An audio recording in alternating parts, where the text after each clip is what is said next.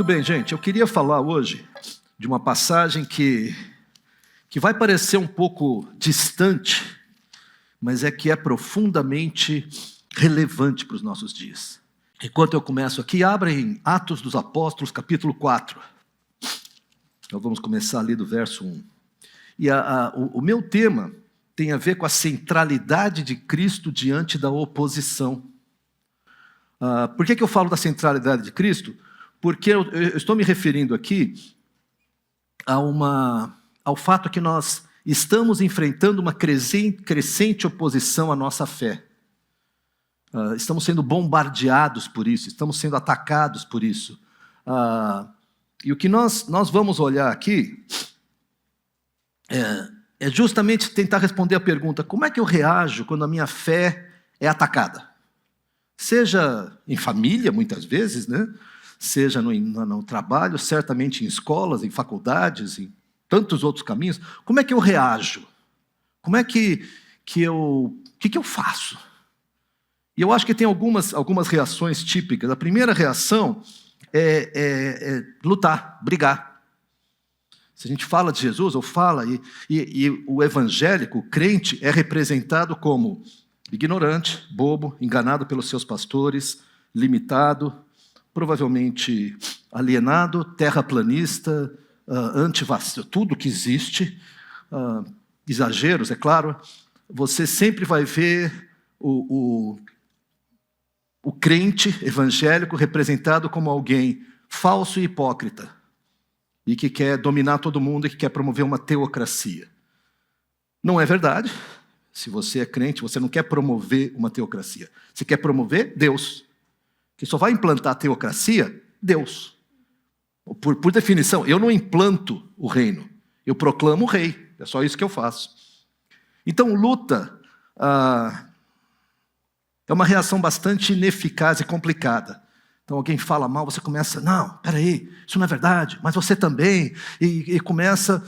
Não tem dado muito resultado. Uma segunda opção, que eu acho que é muito comum, é a fuga. Quando a gente fala da nossa fé e as pessoas começam a combater, a gente troca de assunto. Não, cada um pensa de um jeito.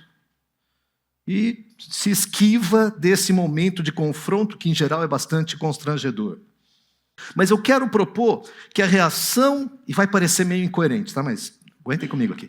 A reação ideal quando existe oposição ao Evangelho é a centralidade de Cristo. Você fala: não, mas isso sim, eu sei. Mas quando as pessoas reagem, elas reagem ao estereótipo que elas têm da igreja. Elas reagem a essa coisa estranha, caricata, maluca, boba, ignorante, etc, etc, etc. Antes de entrarmos na passagem aqui, deixa eu colocar o que aconteceu logo antes do capítulo 4 de Atos. Nós temos aqui uma cura. Pedro e João estão entrando no templo e vem um mendigo, um paralítico, e fala: me dá prata ou ouro. Ele fala: prata ou ouro eu não tenho, te dou aquilo que eu tenho, levanta e anda. E para surpresa de todo mundo, o homem levantou e andou. E entrou no templo com eles. E virou um tumulto. Como? Esse aqui não é um mendigo? Como é que ele está andando? O que aconteceu? E ficaram muito curiosos. E aí Pedro... Ele prega, a partir do verso 12, de 12 até o 26 do capítulo 3, Pedro começa falando assim: israelitas, por que isso os surpreende? Como se aleijado andar fosse a coisa mais normal do mundo. É claro que surpreende, mas como? Por que vocês estão surpreendidos? E ele fala de Cristo. Claro, essa é a mensagem dele, esse é o foco dele. E o que acontece, se nós olharmos rapidamente ali no capítulo 4, verso 4, é que: mas muitos que tinham ouvido a mensagem creram, chegando o número dos homens que creram a perto de 5.000. Então o que é que houve? Houve uma grande cura, assim, uma cura milagrosa, esplendorosa, uma coisa fantástica. O povo se reuniu, Pedro pregou e muitos se converteram. Até aí. Agora vai entrar em cena no capítulo 4 algumas categorias de pessoas: sacerdotes, guardas e saduceus. Eu creio que a maioria de vocês sabem quem são esses. Deixa eu só dar uma repassada. Sacerdotes no povo de Israel, especialmente nessa época, eram aqueles que controlavam todo o culto que acontecia no templo, os sacrifícios, as oferendas e a limpeza. Tinham muitas tarefas. Nessa altura aqui, sacerdotes, na sua grande maioria, não eram tementes a Deus. Eles não criam em Deus. Eles só faziam o seu ritualzinho ali. Talvez tivesse algum nível de crença, mas era uma coisa meio... faltava fé, faltava vida para a grande maioria deles.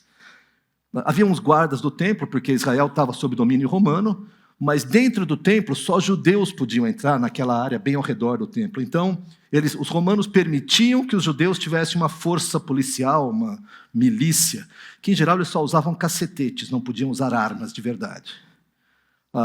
E por fim tinham os saduceus. Você já ouviu falar muito dos fariseus e provavelmente já entendeu que eles foram muito criticados, né, porque eles perturbavam Jesus o tempo todo, mas tinha um outro grupo de saduceus. A maioria dos sacerdotes eram saduceus. Saduceus, teologicamente, seria o equivalente ao liberal, ao progressista teologicamente de hoje. Eles não acreditavam em anjos, eles não acreditavam em vida eterna, eles não acreditavam em ressurreição, e aliás, no Antigo Testamento eles acreditavam só no Pentateuco, não acreditavam nos profetas também. Mas eles controlavam a vida ritual religiosa israelense. E por fim, tem um outro grupo que vai aparecer aqui, que é o Sinédrio. O Sinédrio era um conselho de cerca de 70 anciãos, na sua grande maioria saduceus, mas também tinha fariseus. E deixa eu fazer um pequeno parênteses. A gente critica muito fariseu, e não sem razão, né, gente? Mas eu quero lembrar vocês que os fariseus, eles tinham um profundo amor à palavra de Deus. Eles não tinham compreensão. Eles amavam mais a palavra do que o Deus que a palavra revela. Mas ainda assim, eles queriam preservar a lei. Eles eram muito mais conservadores teologicamente. E eles sim, criam em vida eterna, criam em ressurreição, criam em anjos, criam em tudo isso. Então, o Sinédrio era... e a comparação é meio ruim, mas aguentem comigo aqui de novo. Era meio que o STF da época. Tá? Só que eles tinham mais poder. Ou não, mas de qualquer maneira, vamos voltar para cá. Eles não tinham autorização de matar. Isso os romanos não permitiam. A não ser que o governador estivesse fora da cidade. Aí eles davam um jeito e apedrejavam, como apedrejaram Estevão. Né? Mas havia uma série de restrições que eles tinham que seguir, mas era assim, era a Suprema Corte de Israel, aquela que tinha toda a autoridade sobre Israel.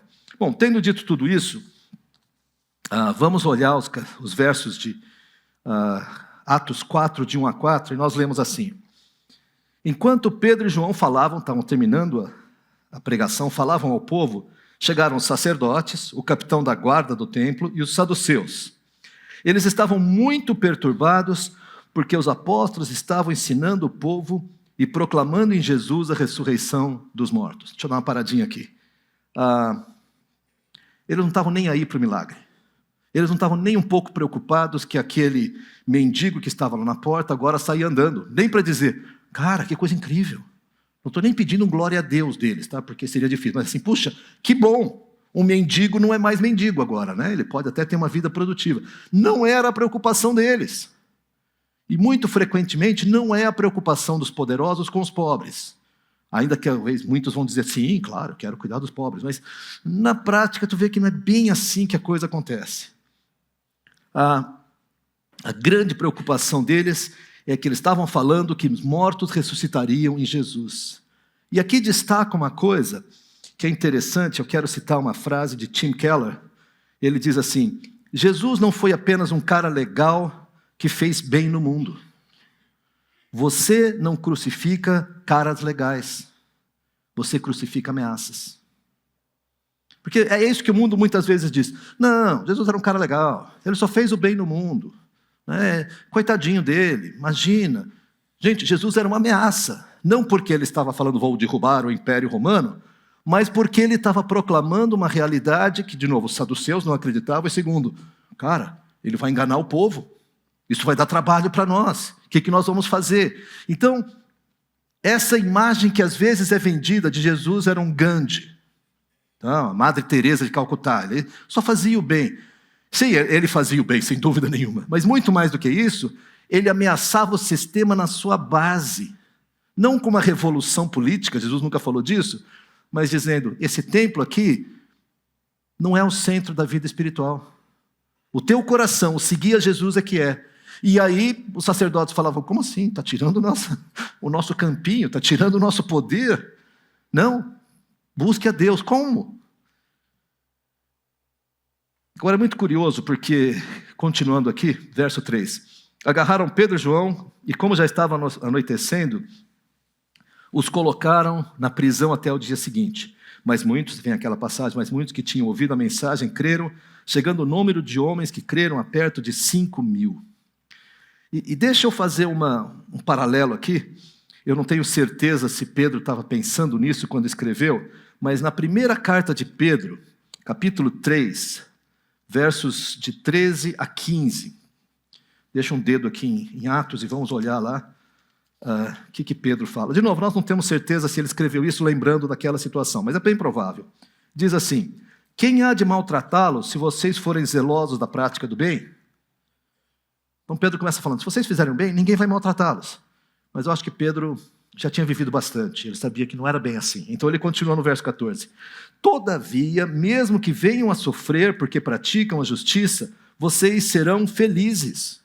Porque o fato é que cada vez mais, ao praticarmos a justiça, nós seremos perseguidos.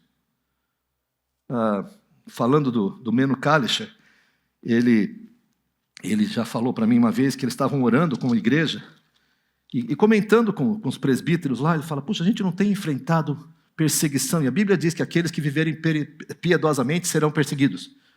Mas está errado, né? A gente devia ser perseguido. Eles não queriam perseguição, tá? Mas eles falaram, se quem vive piedosamente é perseguido e a gente não é perseguido, será que a gente está muito calminho, muito tranquilo? E eles começaram a orar, e Deus deu para eles uma série de ações, de ação social, de pregação, de evangelismo. 2 meses depois, virou um inferno a vida deles.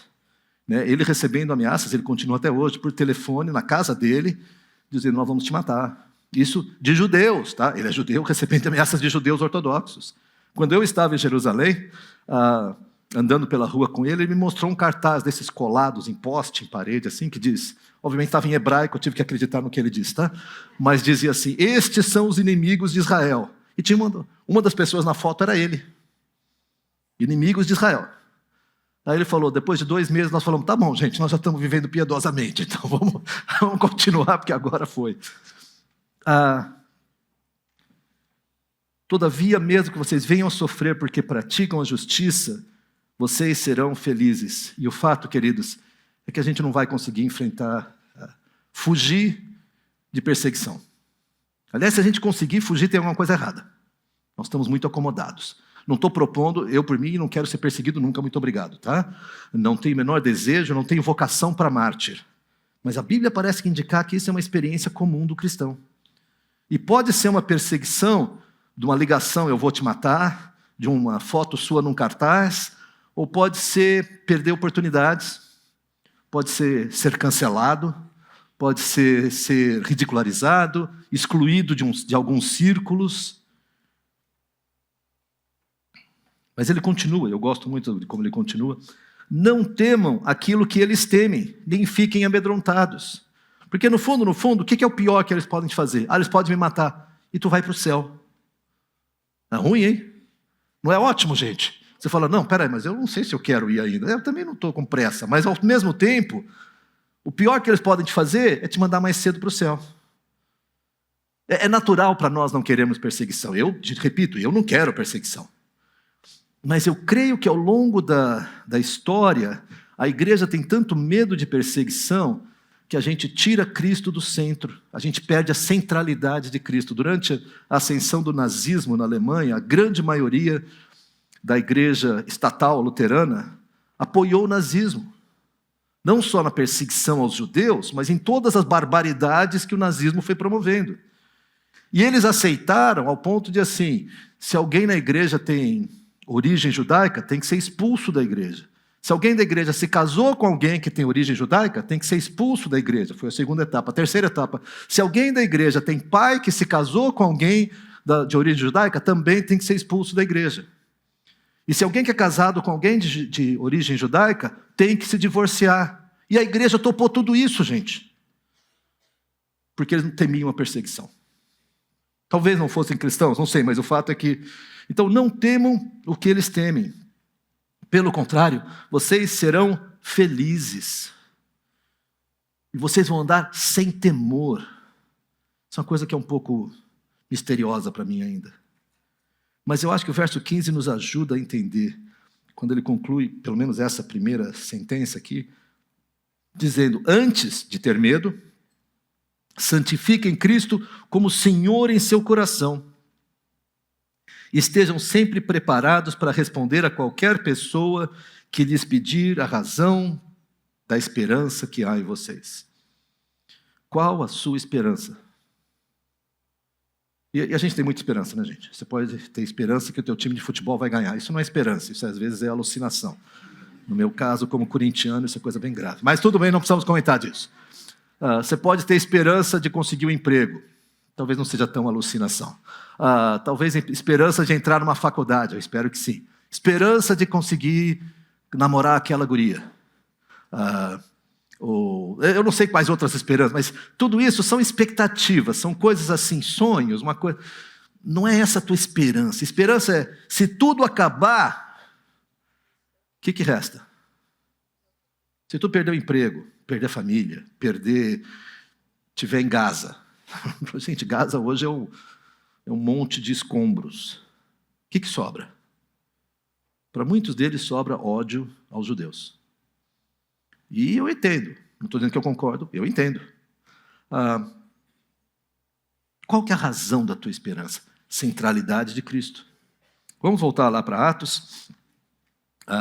O que acontece a partir de agora é interessante, porque eles primeiro prenderam Pedro e João, e na manhã seguinte, lemos a partir do verso 5, no dia seguinte as autoridades e os líderes religiosos e os mestres da lei reuniram-se em Jerusalém.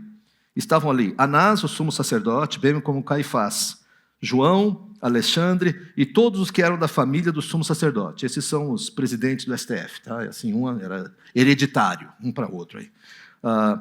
Mandaram trazer Pedro e João diante deles e começaram a interrogá-los. Agora, olha só a pergunta que eles fazem, é fantástica. Com que poder ou em nome de quem vocês fizeram isso? Veja bem, o problema deles é que eles estavam pregando Jesus. Mas na hora do interrogatório, com que poder vocês fizeram isso? Que coisa terrível que eles fizeram, né? Fizeram um mendigo, um aleijado andar, que coisa absurda. Com que poder? Em nome de quem? Eu acho muito interessante porque é o equivalente. Quem são vocês? Quem autorizou vocês a sair curando gente? Deixa eu fazer um outro à parte, eu estou fazendo muito à parte aqui, mas vamos lá. Na situação da enchente no Rio Grande do Sul, como eu mencionei para vocês da outra vez que eu estive aqui, a coisa mais fantástica foi ver a reação civil, a sociedade. Gente fazendo no braço, gente que tinha lancha botando naquela enchente, saindo. E reconhecidamente, a sociedade civil não tem organização macro para fazer isso. Então, às vezes, saía besteira, tá? O cara chegava com comida lá, um monte de comida, num abrigo, aí o pessoal falava, olha, a comida tem que seguir um certo critério. Não, mas eu fiz na minha casa, está limpinho. Sim, eu sei, mas ao mesmo tempo, para quem não tem comida, o critério de higiene fica meio secundário nessa hora, né? Ou tem comida ou não tem. Então a sociedade civil saiu fazendo um monte de coisa. Quando finalmente, especialmente o governo federal chegou, eles quiseram organizar tudo. E acho que fizeram muitas coisas boas, tá? Mas algumas das organizações eram revoltantes, porque assim, não pode fazer isso. Como não pode? Faz uma semana que nós estamos debaixo d'água. Vocês vão chegar aqui e dizer que não, assim não. Estão proibidos. É um pouco disso. Em nome de quem é que autorizou vocês a fazer o bem? Entende como é absurda essa pergunta? Quer dizer, eu não posso fazer o bem? Só você pode. Mas tu não está fazendo. Mas não pode. E continua, verso 8, né, no 7 em que poder, ou com que poder, em nome de quem? Verso 8, então Pedro, cheio do Espírito Santo, começou a falar. E aqui eu quero remeter vocês a uma outra passagem, Lucas capítulo 12, é uma promessa para mim e para você. Lucas capítulo 12, versos 11 e 12, que nós lemos assim. Deixa eu acertar o capítulo aqui, 11 e 12. Quando vocês forem levados às sinagogas e diante dos governantes e das autoridades, não se preocupem com a forma pela qual se defenderão ou com que dirão, pois naquela hora o Espírito Santo lhes ensinará o que deverão fazer. É exatamente o que está acontecendo aqui. Lucas apesar de ter caminhado muito tempo com Paulo, provavelmente seu evangelho foi a partir da experiência de Pedro. De novo, não estou fazendo conexão entre essas passagens necessariamente, mas há um paralelo. Então Pedro estava cheio do Espírito Santo, e nessa hora o Espírito Santo o autorizou a falar. E eu acho assim, o Sinédrio caiu numa armadilha que eles mesmos criaram. Que em nome de quem? E aí Pedro responde, autoridades e líderes do povo. Aliás, repara como ele trata as pessoas com respeito. Eu me envergonho quando líderes cristãos falam o certo com ódio na boca.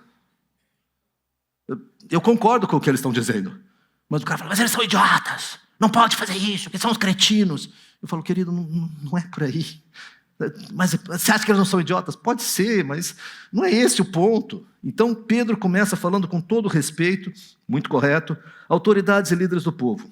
Visto que hoje somos chamados para prestar contas de um ato de bondade em favor de um aleijado, sendo interrogados acerca de como ele foi curado, saibam os senhores e todo o povo de Israel, que foi por meio do nome de Jesus Cristo Nazareno, a quem os senhores crucificaram, mas a quem Deus ressuscitou dos mortos, que esse homem está aí curado diante dos senhores.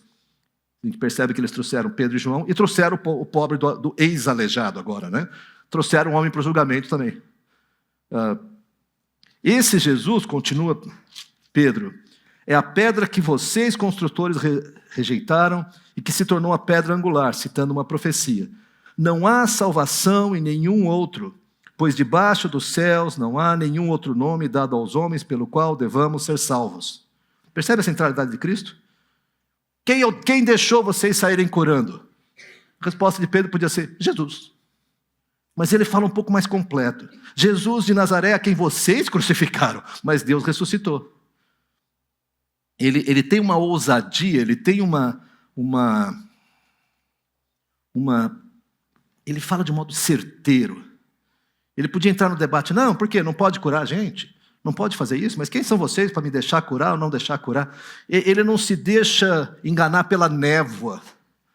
Parece que ele vai e fala, é Jesus, meu assunto é Jesus.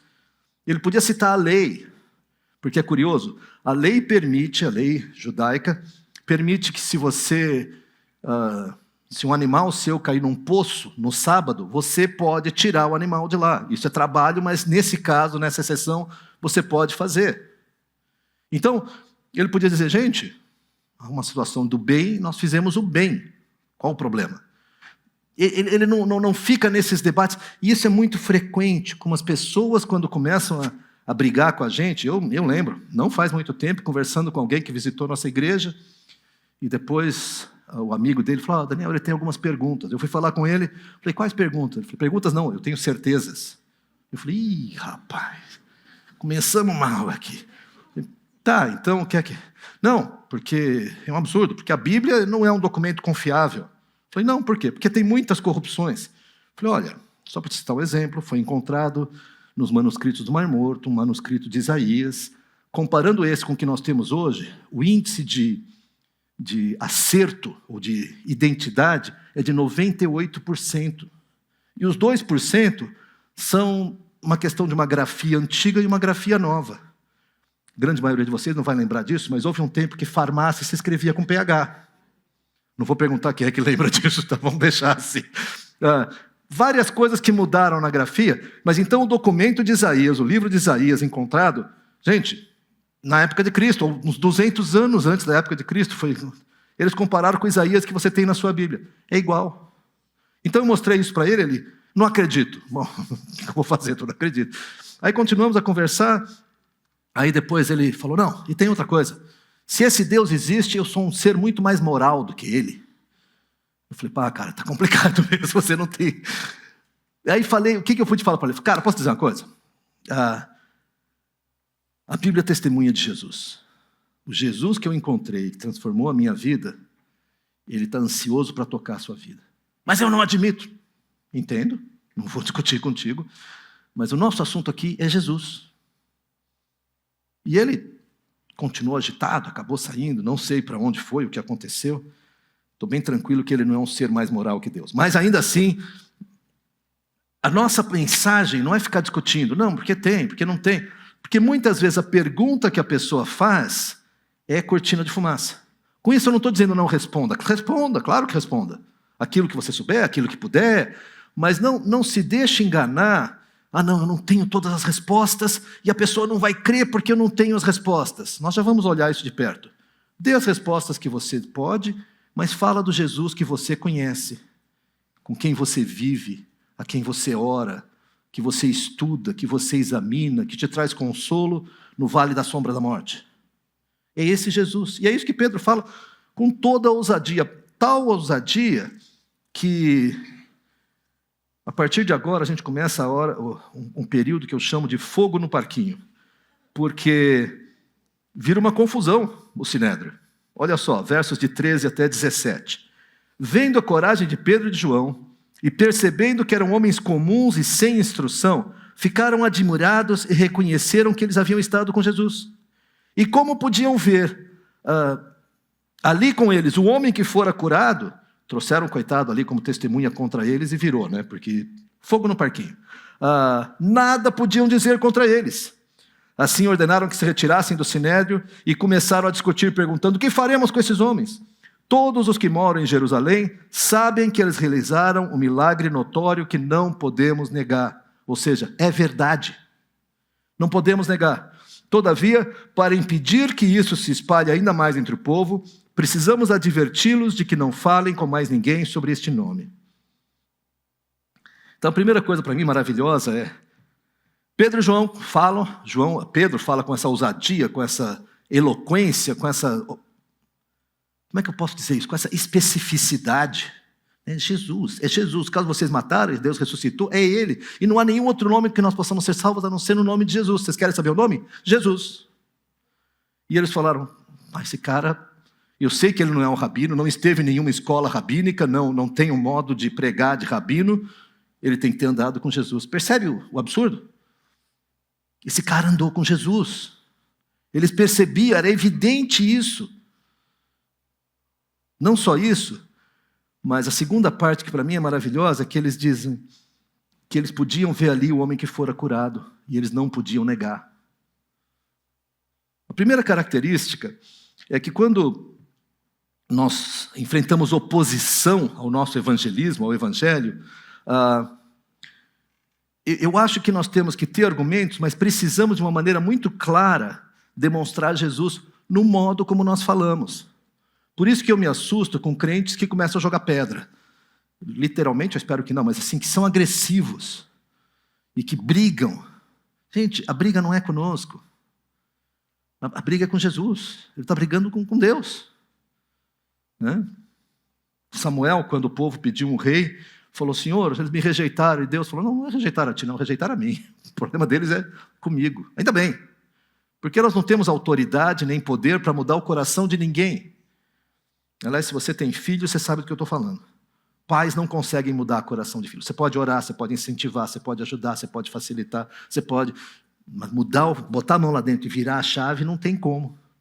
A gente não muda nem o próprio coração, se não for pela ação do Espírito Santo. Então, a influência de Jesus era inegável. Mais do que isso, a obra que havia ocorrido era inegável. E, de novo, e com o risco de gerar situações diferentes aqui, o STF da época falou: nós precisamos criar uma nova narrativa.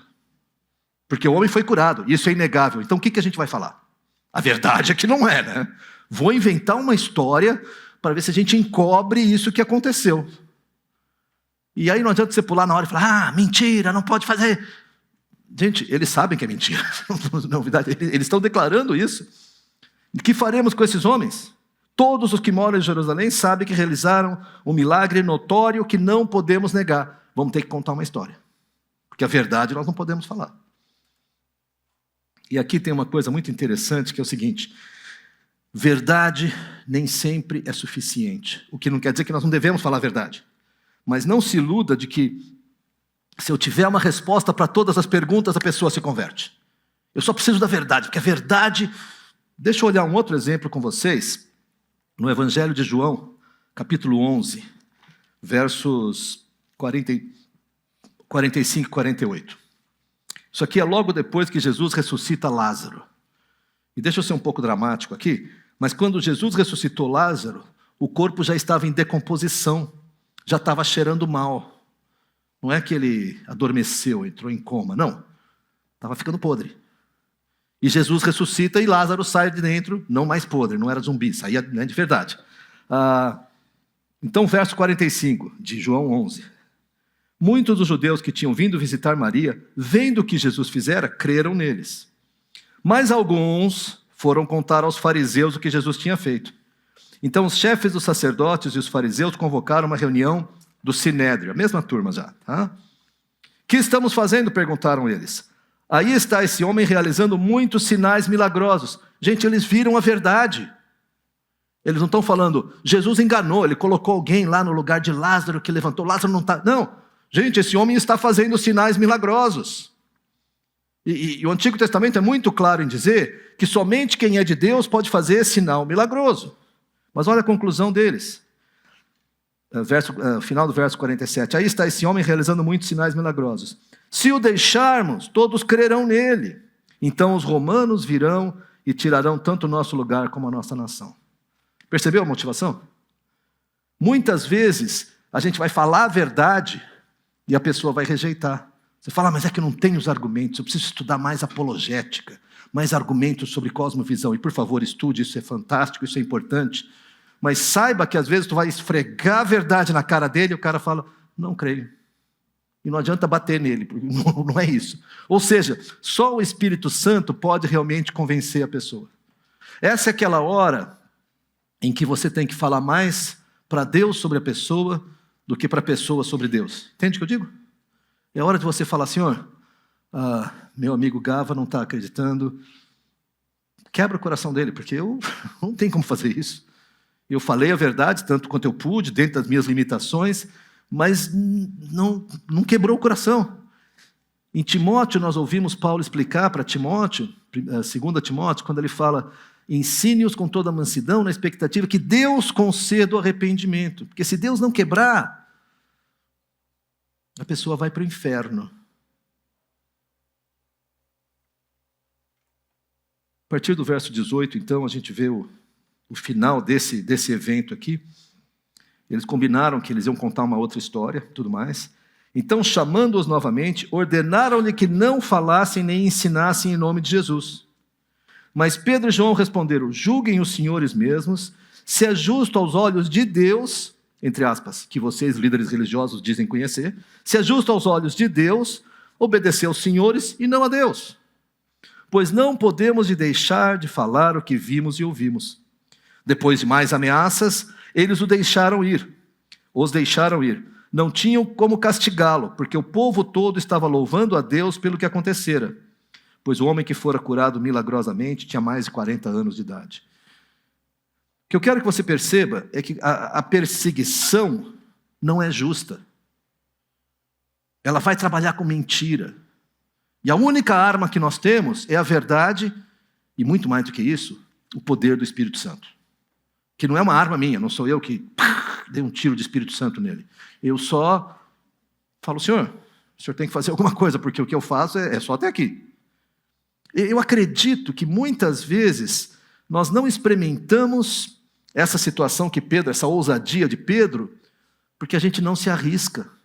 Porque a promessa de Lucas é que não tenham medo, quando vocês forem levados diante das autoridades, o Espírito Santo vai lhe dar palavras. E aí você, em vez de falar com o seu colega de trabalho, com o seu amigo, você fala, Senhor, me dá as palavras, mas você fica de boca fechada.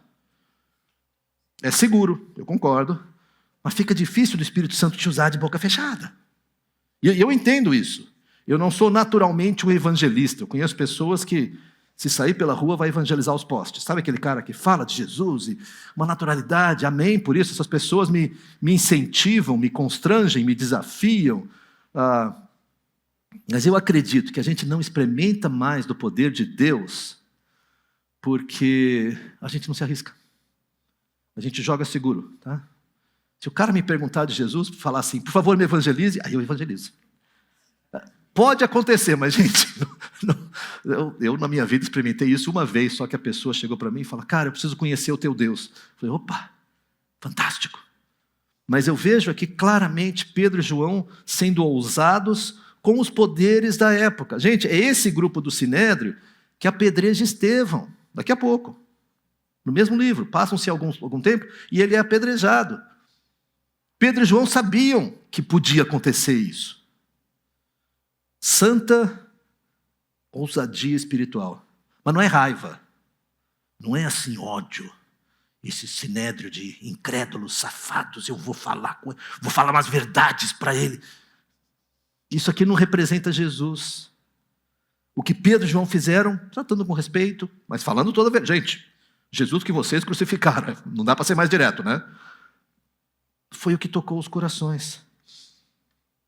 Deixa eu abrir duas passagens mais ainda em 1 Pedro. Primeiro, continuando ali a partir de 1 Pedro 3, nós paramos no 15. Vamos ler o 16 e 17, porque eu quero que vocês reparem que como é que a gente enfrenta a oposição. A gente enfrenta a oposição com respeito e tomando posição. Olha só, 1 Pedro 3, 16 e 17. Contudo, ele falou, dei a razão da esperança, no 15, né? Contudo, façam isso com mansidão e respeito, conservando boa consciência, de forma que os que falam maldosamente contra o bom procedimento de vocês, porque estão em Cristo Jesus, fiquem envergonhados das suas calúnias. É melhor sofrer por fazer o bem, se for da vontade de Deus, do que por fazer o mal. Quando você decide brigar com alguém, em nome de Jesus, tu já perdeu o jogo. Porque não é essa a nossa proposta. Ah, mas a pessoa vai me rejeitar. Vai. Mas se você faz isso porque Deus está permitindo e você está fazendo bem, amém. Nós seremos felizes. Agora, se você desacata a pessoa, se você briga com a pessoa, se você é hostil com a pessoa, se você cancela a pessoa, nós vamos sofrer porque estamos fazendo mal. Segunda característica, vira comigo uma página aqui, para 1 Pedro, ainda em 1 Pedro, capítulo 4, verso 19, onde nós lemos assim: por isso, mesmo aqueles que sofrem de acordo com a vontade de Deus, devem confiar a sua vida ao fiel Criador e praticar o bem. Qual que é a nossa arma? Praticar o bem. Mas e quando eu for atacado? Eu pratico o bem. E aqui eu sei que tem uma questão que várias pessoas levantam, se é legítimo, um tempo atrás alguns jovens levantaram isso comigo, se é legítimo o cristão usar de força letal para autodefesa. Isso é todo um outro tema, mas eu quero só fazer mais um parênteses aqui. Se alguém está entrando na sua casa, você pode usar de uma arma ou de algum jeito de autodefesa? Daniel, não devo só fazer o bem? Defender os seus também é fazer o bem. Deixa eu contar uma experiência triste que aconteceu comigo alguns anos atrás. Eu estava numa apresentação aqui em São Paulo e, apesar de ter crescido em São Paulo, quase até os 40 anos, eu virei caipira. Caipira não, virei gaúcho. E eu estava ali na Rua Augusta, saí do hotel para pegar um Uber. E fiz aquilo que todo tonto faz, né? Eu estava dentro do hotel, perigoso ali, né? Assalto. Então, olhei e vi, é o meu Uber. E aí a cabeça desligou. Eu segurei o celular aqui e fui abrir a mão, a porta do carro. E passa uma bicicleta, 600 por hora, dá um tapa na minha mão e eu olho, o que aconteceu? O rapaz roubou meu celular. Que não era lá um grande celular, mas acho que o Gava estava. Depois eu contei isso para o Gava. O Gava me ajudou nessa hora. Gente, sabe qual foi a minha primeira reação? Se eu tenho uma arma, eu atiro nele. E deixa eu dizer isso com vergonha, gente. Porque isso não é fazer o bem. A porcaria do celular certamente não vale a vida dele. Mas ele merecia. Merecia. Por isso que eu já brinquei que eu nunca posso ser juiz. É Deus que tem que ser juiz. Que eu mato. Aí não resolve. Mas o que ele fez foi errado. Claro que foi errado. Ele foi muito hábil, tá? O cara foi muito bom. Não fez o bem. Cara, ele devia estar na esquina esperando um tonto sair do hotel. Eu me candidatei. Ele passou voando com aquela bicicleta, deu um tapa. E eu tinha, acho que a minha Bíblia na mão, e caiu a Bíblia. Eu falei, nossa, ele derrubou minha Bíblia. Cadê o celular? Estava na mão dele, já foi embora. Estava lá embaixo, virando a esquina. E ainda bem que eu não tinha uma arma, porque eu não ia conseguir acertar, ia ser um desastre, uma bobagem completa. Mas a minha reação não foi uma reação de cristão. Assim, o meu coração. Claro que aí eu respirei fundo, entrei no Uber, o Uber falou, o senhor quer que ir atrás dele? Eu falei, vou atrás dele para fazer o quê? Se eu conseguir pegar o cara, eu vou pular em cima dele? E aí ele está armado? Aí, primeiro que eu acho que eu não vou encontrar, tá? E se eu encontrar, o que eu faço? O celular é meu, dá para devolver? Não é assim que funciona, gente.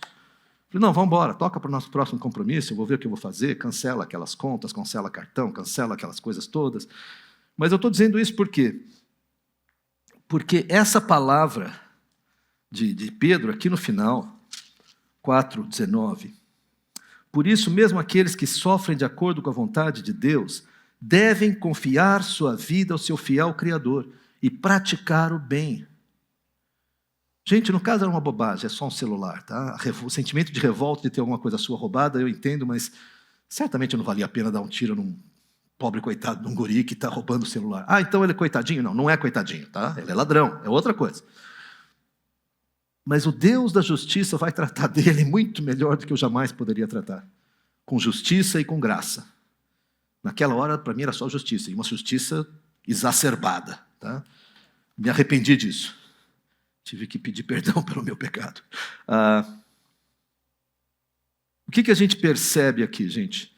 Primeiro, nós seremos, e no Brasil o mais frequente hoje é nós sermos intimidados. Né? E uma intimidação que nos deixa paralisados.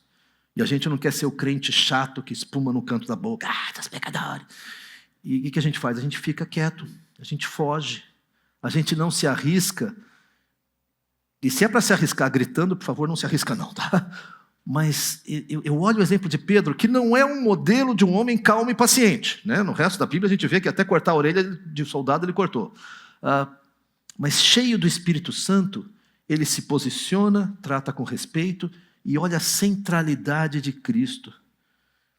Então eu quero te convidar a conforme nós... E eu acredito, gente, que nós vamos enfrentar mais e mais perseguição, intimidação, e em alguns casos vias de fato, tá? Cadeias e outras coisas, não sei como é que vai ser.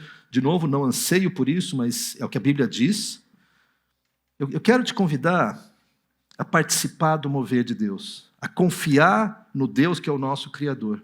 E se Ele permitir que você passe por uma situação dessa, que você pratique o bem, de acordo aos olhos dEle.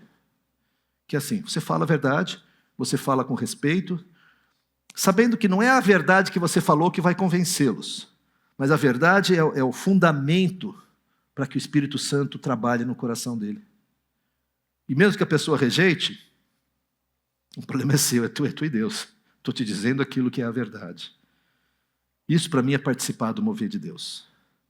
E quando Deus nos permite participar, mesmo que a situação seja dramática, mesmo que a situação seja de sofrimento, e eu penso agora nessa família querida lá em Israel, mesmo que seja uma perseguição, um ódio, uma coisa assim enlouquecida que a gente vê, mesmo entre cristãos, a Bíblia promete, nós seremos felizes. Nós seremos felizes, vai sofrer, vai doer, tá? Mas nós seremos felizes, porque nós não precisamos temer o que eles temem. Orem comigo. Senhor nosso Deus, nós agradecemos em primeiro lugar a Tua bondade, Pai. Citamos tantas coisas difíceis aqui, mas nós reconhecemos e reafirmamos a Tua soberania, o nosso amor e o fato que Tu és o nosso fiel Criador. E não só o Senhor nos criou, mas nos adotou como filhos e tem um plano para a nossa vida, Pai. Por isso nós nos alegramos de fazer a Tua vontade, em qualquer aspecto que seja, de qualquer maneira que o Senhor tenha para nós.